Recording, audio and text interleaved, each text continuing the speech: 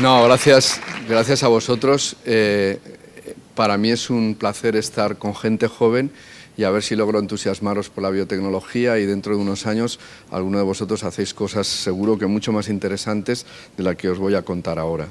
La idea es no aburriros y explicaros qué es esto de la biotecnología de los alimentos, y para eso dividiré la charla en 3 bloques. En un primer bloque os explicaré qué es. En un segundo bloque os diré qué está pasando que va a revolucionar sin ningún género de dudas la alimentación. Y en el tercer bloque os contaré qué hacemos en Biópolis, para que veáis que a pocos kilómetros de aquí en Valencia se pueden hacer cosas interesantes. Entonces, vamos a empezar con esto de la biotecnología definiéndolo. Primero sería decir, ¿qué es biotecnología? Pues la definición es muy sencilla, es usar organismos vivos con fines industriales. En esta diapositiva podéis ver a la izquierda un científico que quizás a algunos os suene, se llamaba Fleming y fue el descubridor de la penicilina. Él vio que un hongo filamentoso era capaz de producir algo, un compuesto, la penicilina, que mataba bacterias. Y ese organismo vivo ahora se crece a nivel industrial, se recupera la producción de penicilina y se vende en las farmacias. Eso es biotecnología, en este caso farmacéutica. El señor de la derecha probablemente no os suene de nada, pero es el hijo del fundador de Danone. Él se llamaba Daniel Carasso, murió con 105 años hace ahora unos 4 o 5 años y era economista. Lo que pasa es que cuando acabó la carrera de economía, su padre, en lugar de enviarlo a hacer un máster a cualquier sitio, porque tenía mucho dinero y lo podía haber mandado a cualquier sitio, decidió mandarlo al Instituto Pasteur en Francia a que durante 3 meses conviviera con científicos. Y salió de allí con la idea de crear Danone, que creó posteriormente, no sé si lo sabéis, en Barcelona, y que luego ya creció más y pasó a Francia. En realidad, esto es lo que es biotecnología, pero no es lo que entiende el consumidor, el ciudadano en la calle, porque cuando le hablas de biotecnología, inmediatamente piensa en estos tíos están cogiendo genes, haciendo transgénicos y a saber qué estarán inyectando en los alimentos que nos comemos. Bueno, os quiero demostrar que eso no es así, pero antes tenemos que recordar un poco algunas nociones básicas sobre genes, genética, herencia y esas cosas. Ya sabéis que somos la interacción entre el medio ambiente y nuestros genes. Los humanos tenemos alrededor de 24.000 genes que interaccionan con el medio ambiente y dan lugar a lo que llamamos fenotipo. Los genes son el genotipo y la interacción con el medio ambiente y las propiedades que vemos son el fenotipo. Os he puesto el ejemplo de Rafa Nadal porque es muy interesante. Ya sabéis que viene de una familia de deportistas, su tío fue central del Barcelona y estoy seguro que cuando se secuencie el genoma, si no se lo ha secuenciado ya, va a encontrar como muchos deportistas de élite que tienen mutaciones en algunos de sus genes que hacen que mejore su resistencia muscular. Pero aparte de que es claro que en la familia Nadal hay un componente de genes bueno para hacer deporte, hay algo más, y es que no sé si sabéis que Rafa Nadal solo es zurdo para jugar al tenis. En el resto de cosas en su vida es diestro, escribe con la derecha, come con la derecha. ¿Por qué es zurdo para jugar al tenis? Pues porque cuando era muy pequeño, otro tío suyo, que era su entrenador, le dijo que los zurdos en tenis eran mucho más peligrosos y difíciles de batir que los diestros. Y decidió entrenar y entrenar y entrenar ejercitando su brazo izquierdo. Por lo tanto, Nadal es un perfecto ejemplo de buen componente genético, esfuerzo, interacción, deporte con el medio ambiente y al final así sale un deportista de élite. En los alimentos pasa exactamente lo mismo. Aquí veis muchos tipos de alimentos. Veis la inmensa cantidad de variedades de tomates que hay. Bueno, algunos de esos son distintos porque tienen genes diferentes, pero otros están más maduros y eso da lugar a propiedades distintas. En ese caso es la interacción con el medio ambiente. ¿Qué decir de los quesos? Ya sabéis que hay muchos quesos distintos. Las bacterias que fermentan la leche para dar el queso, dependiendo de cuál escojas y cómo fermentes, pues tienes un tipo de queso u otro. Al final, la biotecnología no es más que jugar con los genes de los organismos y su interacción con el ambiente. Y este jugar tiene un sentido, algunas veces, negativo para las personas, porque piensan que esto de que se toquen los genes de lo que nos comemos es algo que hemos decidido hacer los científicos hace 10 o 15 años y que a saber a dónde nos llevará. Pero quiero deciros algo importante, nada de todo lo que coméis ha sido modificado genéticamente. Y os voy a poner ejemplos que os van a llamar la atención. Este es el primero. A todos os suenan las coliflores, los brócolis, los coles de Bruselas. Hace 5.000 años, que es cuando se están haciendo las primeras pirámides en Egipto, no había nada de todo esto. En el planeta no habían coles, no habían coliflores, no habían coles de Bruselas. Había un ancestro que hemos perdido y que sabemos que debía de tener del orden de 40.000 genes. Y lo que sabemos es que, por ejemplo, en el caso de la coliflor, de los 40.000, uno mutó al azar y dio lugar a una versión que era incapaz de controlar el crecimiento de la yema floral. Y la coliflor no es más que un sobrecrecimiento de la yema floral, es un tumor vegetal. Algún agricultor lo vio en la ribera del Mediterráneo, le pareció atractivo, comenzó a cultivarlo y lo hemos llamado coliflor. Las coles de Bruselas fueron una mutación espontánea distinta, y en esa mutación lo que mutó fue el que controlaba el crecimiento de las yemas laterales. De nuevo aparecen tumores grandísimos que son las coles de Bruselas que nos comemos. Y no tenéis que tener asco por comerlas porque es lo más natural del mundo. De la misma manera, a todos os sonará los pomelos y el zumo de pomelo rosáceo, ¿no? Pues no habían pomelos en la tierra hasta el siglo XVII, en el que un monje decidió hacer un cruce sexual antinatural forzado entre una naranja dulce y una variedad de pumelo, que no es exactamente el pomelo. Y construyó con ese cruce sexual algo que antes no estaba en la naturaleza y que eran las primeras variedades de pomelo, como esa que veis en el centro Hudson. Pero esa no es la variedad con la que hace la inmensa mayoría de nuestro zumo. La que se hace para zumo es la que veis a la derecha, el pomelo Star Ruby. El pomelo Star Ruby se generó en el año 1956, hace ahora exactamente 62 años. ¿Cómo? Pues porque unos científicos americanos cogieron 10.000 semillas de pomelo Hudson, se fueron a una estación del equivalente al Consejo Superior de Investigaciones Científicas en Estados Unidos, en una localización que se llama Brookhaven, y allí con radiaciones gamma, mutaron esas 10.000 semillas. Se fueron de vuelta a Florida, las plantaron y vieron qué monstruos salían de ahí. Y de repente apareció una mutada que daba lugar a un fruto totalmente distinto. En lugar de ser naranja era rosáceo, y cuando probaron el zumo que se hacía con ella, pues era un zumo buenísimo. Y ese es el pomelo con el que se hace el 70% de los zumos de pomelo que se consumen en toda la tierra. Como veis, el producto de un cruce antinatural forzado y una mutación forzada. ¿Y qué decir de las harinas con las que hacemos nuestro pan o nuestras pastas alimenticias? Las espigas de esas harinas las podéis ver debajo, son variedades de trigo. En el caso del trigo panadero es Triticum stivum, en el caso del trigo para producción de pasta alimenticia es Triticum durum, y lo que veis son los ancestros de esas variedades. Las dos que veis arriba son las primeras que se tuvieron en el planeta, en el sudeste asiático, y una tercera que hemos perdido. Por cruces que hicieron los agricultores a lo largo de 8.000 años, sin saber muy bien lo que hacían, se lograron llegar a los trigos de Emer, que se cruzaron con Echilopsis, y así surgieron las primeras variedades de trigo que ya daban una harina bastante buena.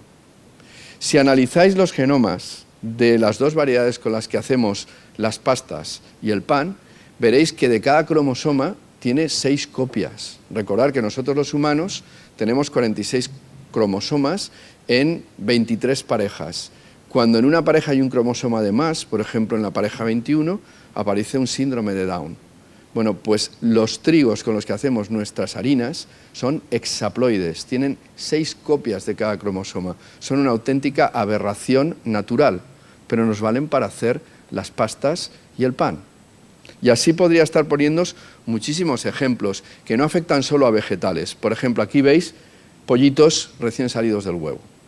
Y lo que veis a la derecha es probablemente el experimento más largo que se ha hecho en la historia de la alimentación.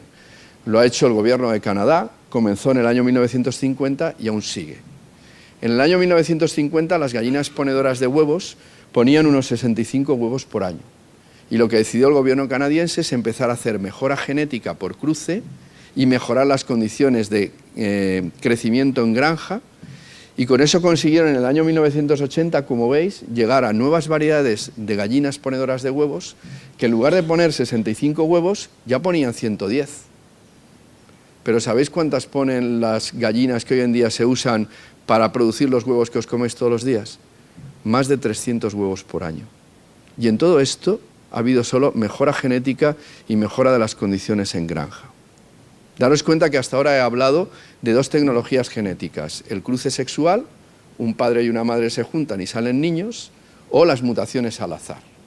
Pero hay una tercera tecnología que apareció hace ahora unos 30 años y que llamamos ingeniería genética, y que se basa en que todos los seres vivos tenemos como material hereditario el ADN. Ya sabéis, esas 4 letras, adenina, citosina, guanina y timina, ACGT, que os habrán explicado en clase. Bueno, pues desde los años 70 tenemos unas enzimas que nos permiten cortar todo el genoma de un individuo en pequeños fragmentos y buscar un fragmento que porte un gen determinado y ese fragmento moverlo desde ese individuo a otro individuo, generando lo que en castellano se llama transgénico y en inglés o en francés organismo modificado genéticamente. Como podéis pensar, esta técnica es mucho más precisa, molecularmente sabemos mucho mejor lo que estamos haciendo y no es tan al azar como el cruce sexual o la mutación. Y esta tecnología probablemente os parezca muy nueva, muy novedosa y por lo tanto con posibilidades de riesgo, pero la próxima diapositiva estoy seguro que os va a impactar porque os vais a dar cuenta de que alrededor vuestro diariamente estáis consumiendo muchísimos productos transgénicos sin saberlo. Porque esos pantalones, esos jeans lavados a la piedra que veis a la derecha, no os penséis que se lava con una piedra. Se lava con una enzima que se llama lacasa, que se produce por ingeniería genética. De la misma forma, los detergentes que usáis, hasta la marca blanca de Mercadona o de Carrefour, llevan 2 enzimas clave, que son proteasas y lipasas, para limpiar las manchas, y todos los detergentes que se comercializan en el planeta llevan estas enzimas producidas por ingeniería genética. Y ahora os preguntaréis, ¿es Messi un transgénico? No, Messi es, sin lugar a dudas, el mejor jugador del mundo. Si hay alguno del Real Madrid, lo siento, pero este es el mejor para mí. Y no sé si sabéis que vino a jugar al Barcelona porque tenía problemas de crecimiento. De hecho, si os metéis en YouTube y ponéis vídeo Messi 8 años, veréis que era muy bajito, ya jugaba como ahora, pero claramente no iba a crecer a menos que recibiera hormona del crecimiento humano, que es un fármaco de bastante elevado precio. En el equipo que él jugaba, que es Newell's Old Boys, no tenían el dinero para pagarlo, ni su familia, y el Barça puso el dinero encima de la mesa y por eso vino a España y hemos podido disfrutar de este talento futbolístico. El 90% de los fármacos que se han desarrollado en los últimos 30 años se han hecho por ingeniería genética y son transgénicos. Pero ¿qué pasa cuando esto lo aplicamos a la alimentación? Que surge lo que se llama alimentos transgénicos o alimentos modificados genéticamente, que ya sabéis que hay todo un debate en torno a su consumo en la Unión Europea. Podemos definir muy fácil un alimento transgénico, es aquel en cuyo diseño hemos utilizado técnicas de ingeniería genética. ¿Y qué alimentos transgénicos hay? Pues mirar, estos son los que cubren el 90% de lo que se está produciendo en transgénicos en el planeta. Una soja, que la veis a la derecha, que lleva genes provenientes de la petunia que le permiten resistir el tratamiento de un herbicida que se llama glifosato. Los cultivos de soja tienen un rendimiento muy bajo porque alrededor de la soja crecen las malas hierbas y hay una competencia y entonces tienes bajadas de rendimiento. Eso obliga en la soja convencional hasta tratar 9 veces en cada ciclo con herbicidas.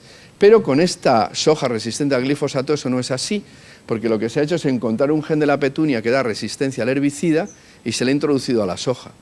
Tú simplemente lanzas la semilla en el suelo de esta soja transgénica, tratas con el glifosato que mata a las malas hierbas y esta, como lleva el gen que le permite resistir, crece. Y luego os daré datos de incremento de productividad.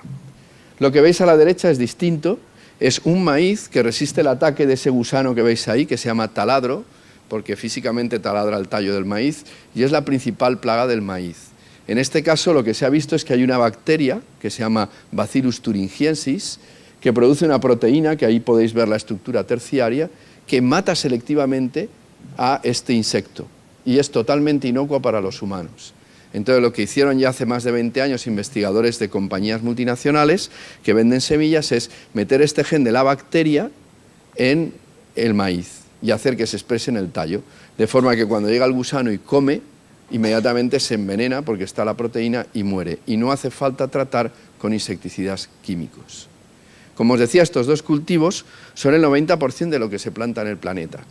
Pero si revisáis documentación científica, tanto artículos como patentes, podréis ver que ya hay más de 1000 desarrollos transgénicos que afectan a la alimentación humana. Algunos realmente sorprendentes, como el que os voy a mostrar en la siguiente diapositiva. Se debe a los dos investigadores que veis allí, Ingo Potricus y Peter Beyer, que trabajaban en arroz. El arroz es la base de dieta para 800 millones de personas en el planeta que solo pueden comer arroz. Y cuando solo comes arroz, pues tienes un problema, y es que en el arroz apenas hay vitamina A. Inmediatamente, si solo comes arroz, tienes un déficit de vitamina A. ¿Y eso en qué se traduce? Pues en ceguera.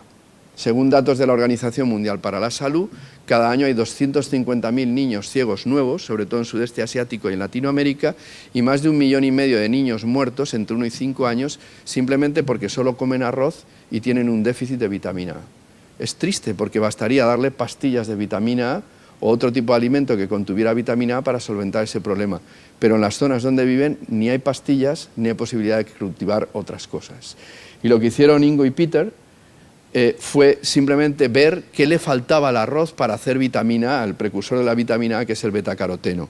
Ahí tenéis la ruta y faltaban estas dos enzimas de aquí.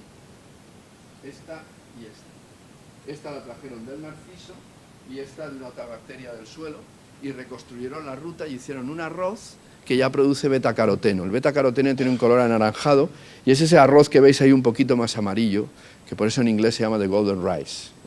Ahora hay una segunda versión mucho más mejorada, que es la que veis a la izquierda, y 60 gramos de este arroz al día son suficientes para paliar el déficit nutricional de vitamina A. Y no penséis que solo, como en la genética convencional, es cuestión de plantas. También se pueden hacer cosas en animales.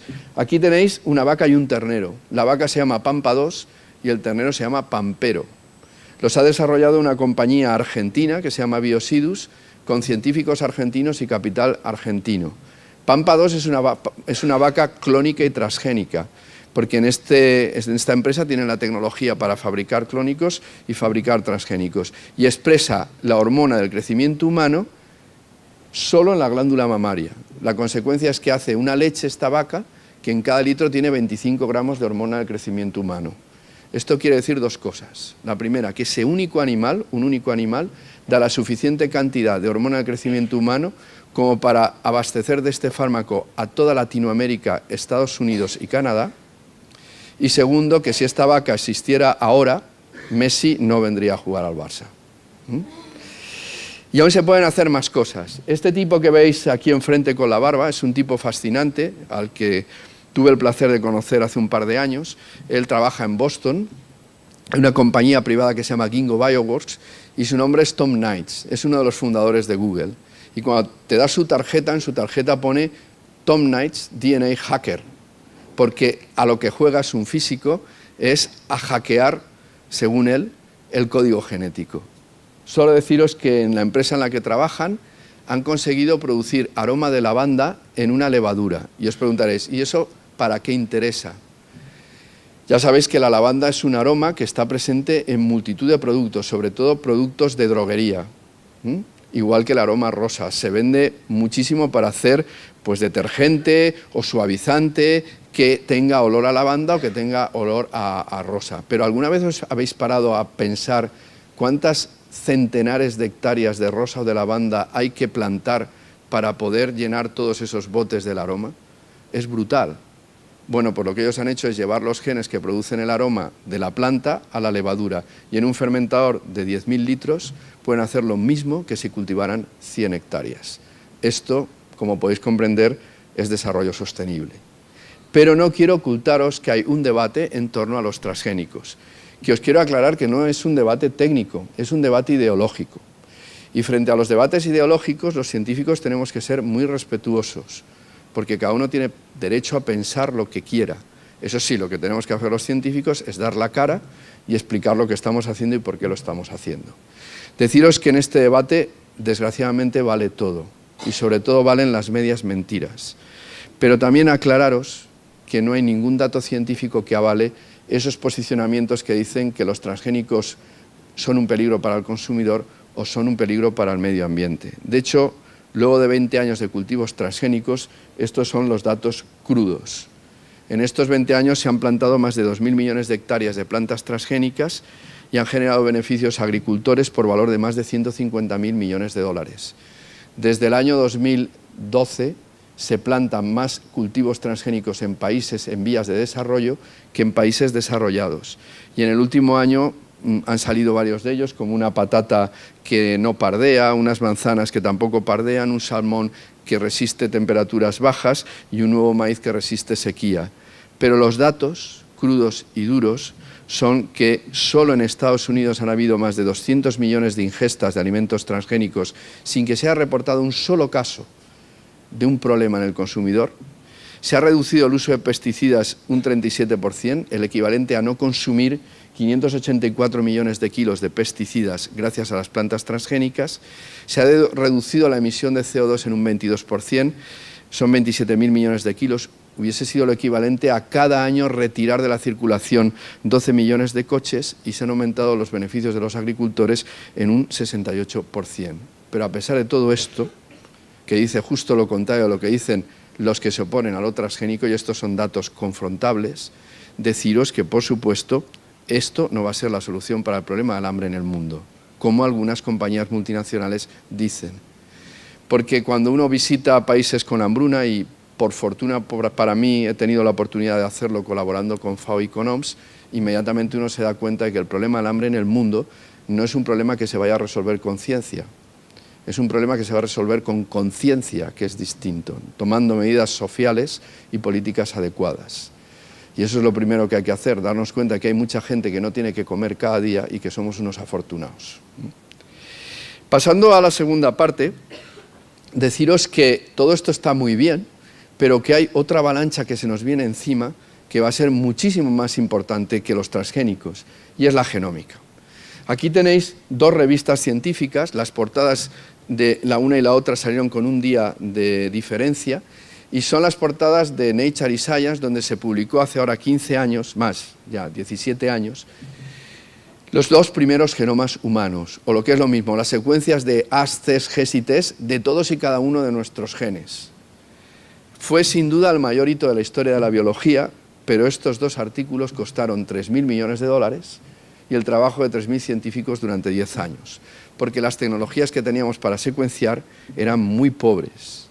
Y a partir de ahí, en cuanto se publicaron estos dos artículos, el mundo científico dijo, hay que secuenciar más genomas, porque si entendemos los cambios en los genomas que tienen las personas y las ligamos a enfermedades, podremos a un niño recién nacido secuenciarle el genoma, ver qué mutación tiene y prevenir la enfermedad.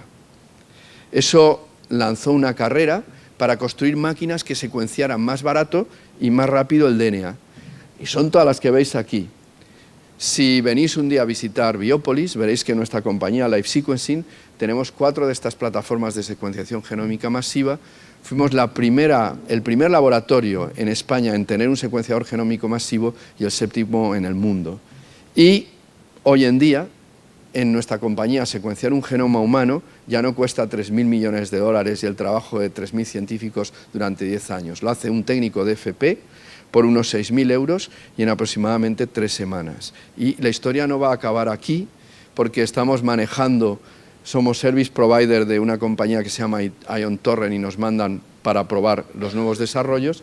Estamos probando unos desarrollos como esos que veis en la diapositiva, unas pequeñas pastillas que conectas al USB de tu ordenador, que tienen nanocircuitos que son capaces de secuenciar el DNA. No tienes más que meterlo en el USB de tu ordenador y bajarte los programas que mueven la nanofluídica y interpretan los datos. Estamos convencidos de que antes de 2020 podremos secuenciar un genoma humano por menos de $100 y en aproximadamente unos 10-12 minutos. En el momento que eso suceda, en cualquier país del mundo, cualquier niño recién nacido se le secuenciará su genoma, porque es la mejor estrategia para prevenir enfermedades. Y usando estos datos de genómica hemos descubierto cosas increíbles. Por ejemplo, veis aquí un niño con un claro problema de obesidad. Cuando se secuenció su genoma, se encontró que tenía una mutación diferencial en el gen que codifica la leptina, que es la hormona que nos dice o nos pauta saciedad. Como no se sacia, come, come y come y engorda. La rata transgénica de la izquierda tiene exactamente la misma mutación. Bueno, Pues con una intervención nutricional adecuada, un tratamiento farmacológico y ejercicio, y unos modos de vida saludable, ese niño en menos de 2 años, sé que os parecerá increíble, pero es el mismo niño a la derecha, recupera una fisiología normal. Hoy en día hay más de 3.000 mutaciones en genes identificados relacionados con patologías en humanos. Patologías como, por ejemplo, la predisposición a desarrollar un cáncer de colon. Y sé que podréis pensar, si cuando nazca mi hijo me dicen que tiene una mutación que le predispone a desarrollar un cáncer de colon, menuda gracia, ¿no? La gracia es que con esa mutación detectada y simplemente siguiendo durante toda su vida una dieta donde obviemos el estreñimiento, reduces en un 80% la probabilidad de que desarrolle un cáncer de colon. Deciros que se han secuenciado multitud de genomas. El domingo, cuando preparé esta conferencia, fui a la base de datos que veis en la parte inferior de la diapositiva y ya había más de 80.000 genomas de animales, plantas y microorganismos depositados en esta base pública. Pero no os engañéis, hay muchísimas más, miles de genomas secuenciados que simplemente están guardados en bases de datos privadas. Y quizás muchos de vosotros pensaréis que esas bases de datos privadas están en compañías multinacionales. Prácticamente ninguna de ellas. El mayor reservorio de datos genómicos lo tiene un gobierno y es el gobierno chino. Calculamos que el 60% de las secuenciaciones de genoma que se han hecho hasta la fecha se han hecho en el Beijing Genomics Institute, que es el consorcio para la secuenciación genómica masiva del gobierno chino. Y tienen todos esos datos guardados bajo llave. Y esto también puede ayudarte a hacer cosas increíbles, no solo secuenciar genomas. Por ejemplo, yo puedo coger una muestra de esta silla, de esta mesa, o puedo coger una muestra de mi oreja o de mi piel y buscar qué microorganismos hay ahí. Si lo hiciera por la tecnología convencional, que es hacer placas de cultivo, iba a encontrar algunas cosillas. Pero si lo hago utilizando genómica masiva y secuenciando todo lo que hay, por una tecnología muy especial, entonces encuentro todos los microorganismos que de verdad había ahí. ¿Y qué te encuentras? Pues sorpresas brutales. Como por ejemplo, que cuando hemos secuenciado todas las partes del cuerpo humano buscando bacterias, hemos descubierto que lo que decía la medicina clásica de que el interior de nuestro cuerpo es estéril es mentira. Todo nuestro cuerpo está lleno de bacterias. De hecho, si pesáis 70 kilos, 2 kilos de vuestros 70 kilos no sois vosotros. Son las bacterias que viven dentro de vuestro cuerpo y tienen un papel importantísimo en la salud. Como podéis ver ahí, en los pulmones de un individuo sano que no fume, hay más de 600 especies bacterianas distintas y no tiene ninguna neumonía ni ninguna bronquitis. Donde más bacterias hay es en nuestro tracto digestivo. En nuestro estómago podemos llegar a tener más de 1000 especies bacterianas distintas. Y hemos descubierto cosas curiosísimas. Por ejemplo, no hay 2 individuos que tengan el mismo componente de bacterias en su tracto digestivo. Es como una huella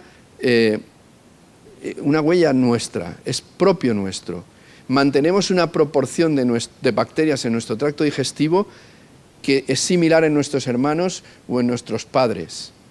Pero cuando salimos de casa y vamos a vivir independientes, perdemos parte de esa y solo conservamos una pequeña parte común con nuestra madre y nuestro hermano, porque la recibimos de nuestra madre en el momento del parto. O hemos descubierto, por ejemplo, que a medida que avanzamos en la edad, vamos perdiendo bacterias. Y específicamente perdemos en el tracto digestivo un grupo de bacterias que probablemente os sonará por los anuncios de la televisión, que son las bifidobacterias. El papel de las bifidobacterias es evitar la inflamación intestinal. Y esto explica que el 50% de los casos de celiaquía descritos en la Unión Europea en los últimos 5 años no hayan sido en niños, hayan sido en gente mayor que cuando llega a los 60 de repente se entera de que es sensible al gluten y es celíaca.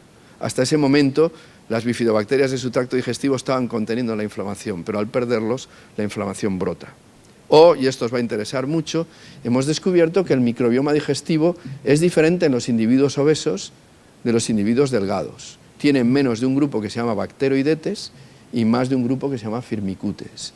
Y si siguen un régimen hipocalórico, un hombre obeso o una mujer obesa, y va perdiendo peso, a medida que pierde peso, esas diferencias se van recuperando. Y hemos descubierto, en esto somos muy activos en nuestra compañía, cosas más fascinantes. Por ejemplo, hay una relación entre nuestro estómago y nuestro cerebro. Hay multitud de neuronas que llegan al tracto digestivo y que ponen ahí sus extensiones esperando señales. En el caso del autismo, claramente, los niños con autismo tienen un microbioma digestivo distinto de los niños sanos. Y utilizando algunas bacterias que llamamos probióticos, es posible en buena medida paliar algunos de los trastornos, sobre todo en picos. O por ejemplo, en nuestra compañía hemos descubierto que la dermatitis en piel o la psoriasis no tiene su origen en la piel. Las personas que padecen dermatitis o psoriasis tienen un desarreglo en su tracto digestivo y hay cambios en la composición de microorganismos. Y dando probióticos en ensayos clínicos hemos logrado resolver el problema de la dermatitis en niños. O por ejemplo, inflamación intestinal. Los celíacos tienen un microbioma digestivo distinto, la gente que tiene enfermedad de Crohn también. Todo esto que os he contado, si hubiera dado esta conferencia 5 años atrás, no lo sabíamos. Vamos a una velocidad que hasta los que trabajamos en esto nos sorprendemos. Y en Biopolis intentamos estar metidos hasta arriba en esto. Somos una empresa especializada en biotecnología microbiana, estamos en el Parque Científico de la Universidad de Valencia. Ya lo he comentado a vuestros profesores y ahora os lo digo a todos vosotros, estaremos encantados de que organicéis una visita y vengáis a vernos y a conocernos y que veáis las instalaciones.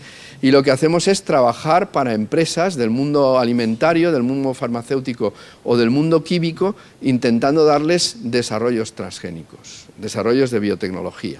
Por ejemplo, para evaluar ingredientes funcionales, en lugar de usar una rata o un ratón, usamos ese gusano que veis ahí, que por supuesto está aumentado de tamaño, porque se llama Cenobarditis elegans, solo tiene 1020 células y mide 1 milímetro.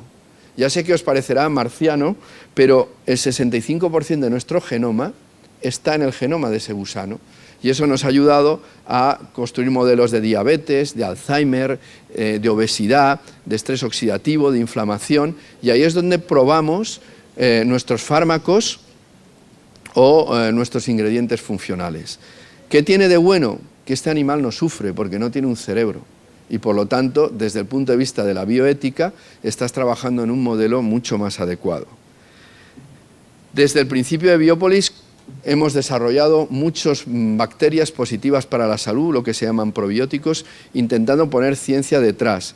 Y en estos momentos tenemos una colección de 9 bacterias funcionales que solventan problemas de inflamación intestinal o incluso problemas de obesidad. Y muchas de ellas ya están en productos que se venden y que podéis comprar en el supermercado. Por ejemplo, aquí podéis ver a la derecha un producto frente a celiaquía que se vende en Estados Unidos y Canadá. En la parte baja lo que veis es una línea de productos de una compañía de nutrición infantil española que se llama Ordesa, a la que le desarrollamos un probiótico que inhibe las infecciones por virus gastrointestinales. Y finalmente tenemos otra parte de la compañía que intenta aprovechar los residuos, la basura, para generar cosas de valor añadido cuando los microorganismos crecen sobre ella.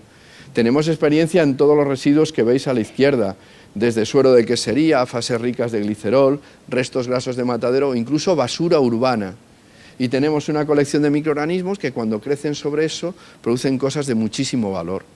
Por ejemplo, etanol o isobutanol o plástico biodegradable. Les comentaba a algunos de vuestros profesores antes que hemos llevado a cabo un desarrollo en el que crecemos bacterias sobre basura urbana y conseguimos hacer hilo de sutura biodegradable para aplicaciones quirúrgicas. Y finalmente tenemos esta compañía que antes os mencioné, Life Sequencing, que es experta en genomas. En estos momentos, para que os hagáis una idea, llevamos secuenciados más de 40.000 microbiomas y somos, después de ese grupo chino que os comenté, el laboratorio que más microbiomas ha secuenciado en el planeta. Trabajamos 62 personas y hace un año nos compró la compañía una multinacional americana que se llama Archer Daniels Midland, ADM, que probablemente no os suene de nada, pero que os tengo que decir que es la empresa agroalimentaria más grande del planeta y solo el año pasado vendió 70.000 millones de dólares en productos para la alimentación. Sé que todo esto es muy extraño, pero sois jóvenes y tenéis que tener la cabeza abierta y tomar nota de la científica más importante de la historia de la ciencia, que fue Marie Curie, que no lo tuvo nada fácil. Era mujer, era la mujer de, y además era polaca en un país como Francia. Y a pesar de todo eso ganó 2 premios Nobel, tuvo tiempo para tener hijas, por cierto, hubo 3 premios Nobel más en esa familia, y tuvo una frase magnífica cuando descubrió la radioactividad, que fue la que veis en esta diapositiva: a lo desconocido no hay que tenerle miedo, simplemente hay que entenderlo. Y eso es lo que nos toca hacer con todo esto de la biotecnología y los transgénicos. Y ahora cualquier pregunta que tengáis, estaré encantado de responderla.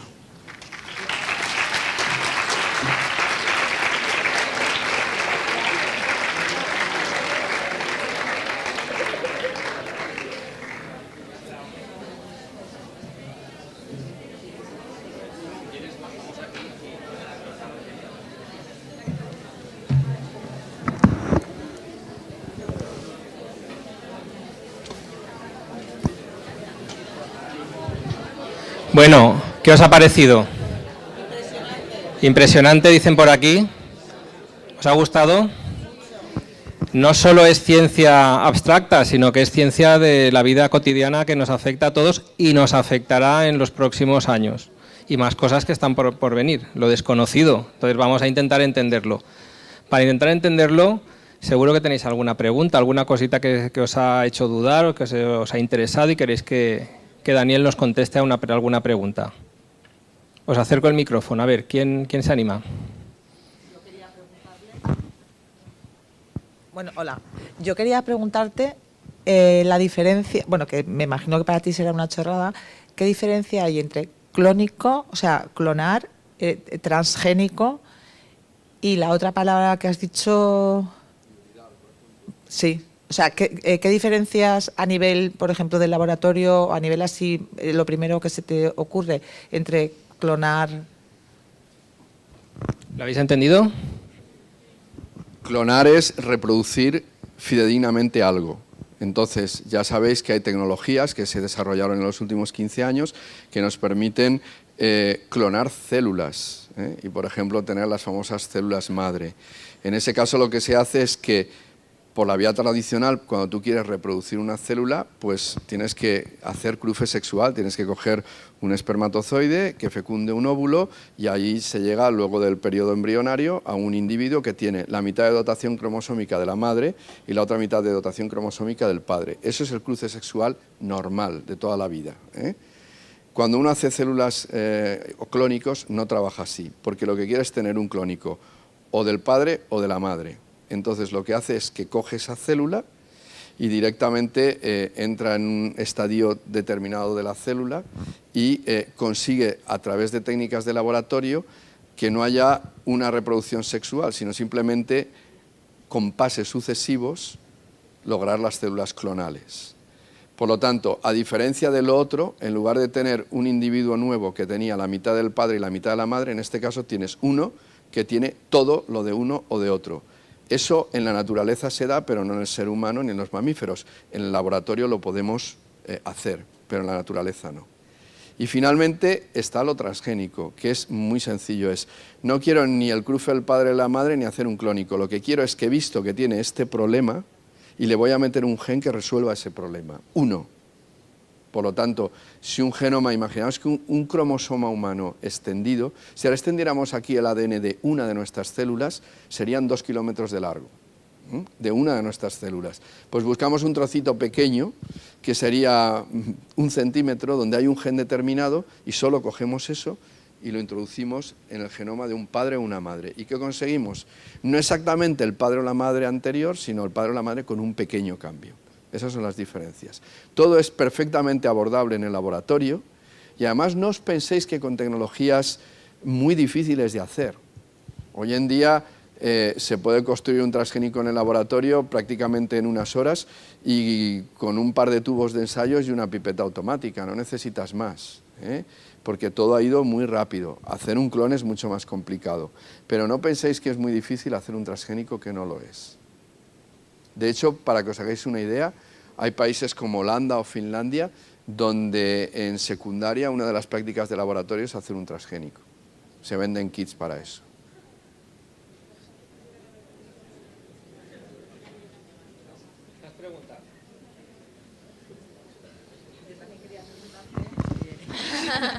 Yo, una cosa de las que me llama mucho la atención es cuando has puesto el maíz, que tú decías que es fácil suministrar a la semilla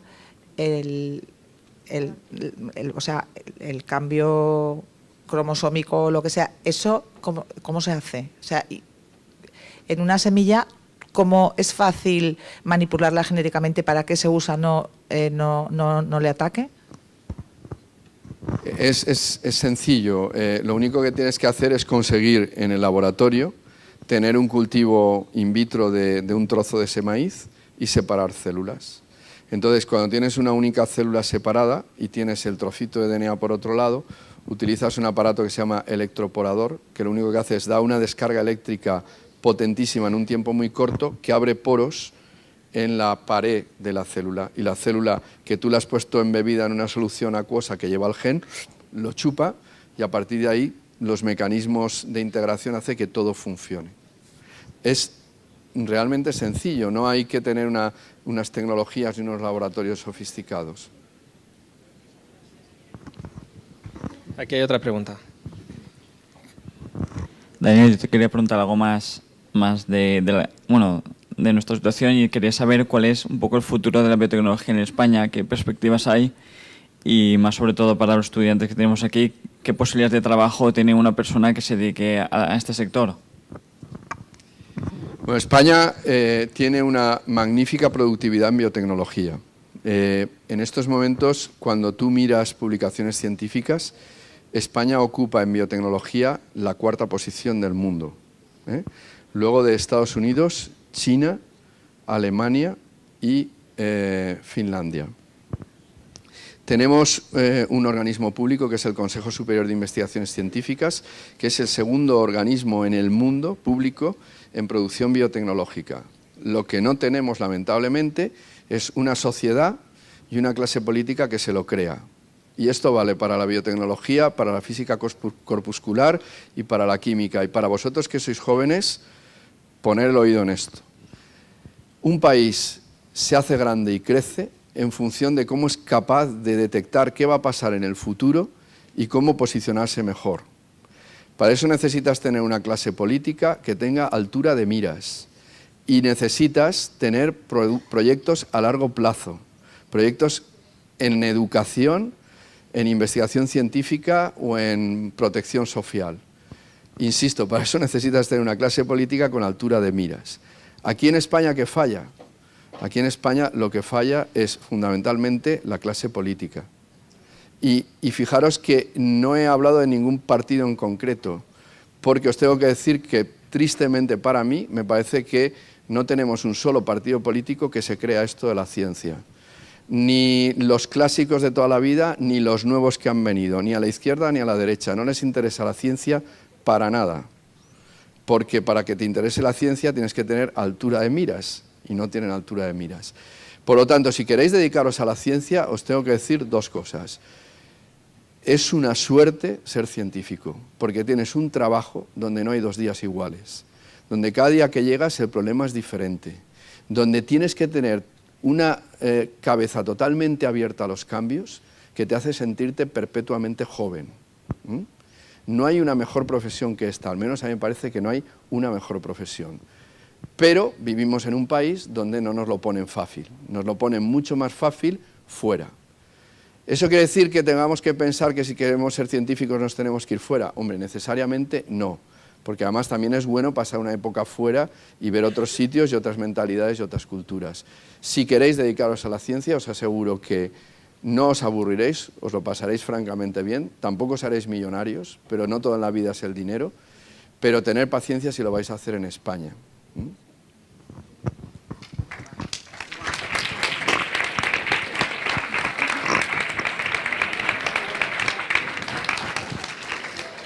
Y ya para acabar en los últimos minutos, yo sí que quería hacer una pregunta en nombre de todos vosotros.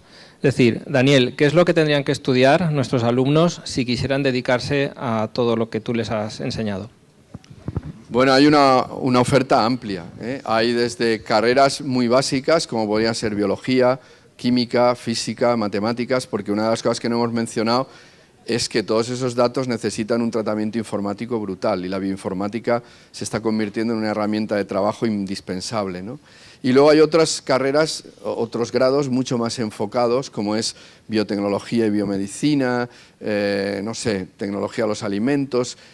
Yo personalmente prefiero que esa época de la vida del grado donde uno se tiene que formar, uno se forme con una visión más general.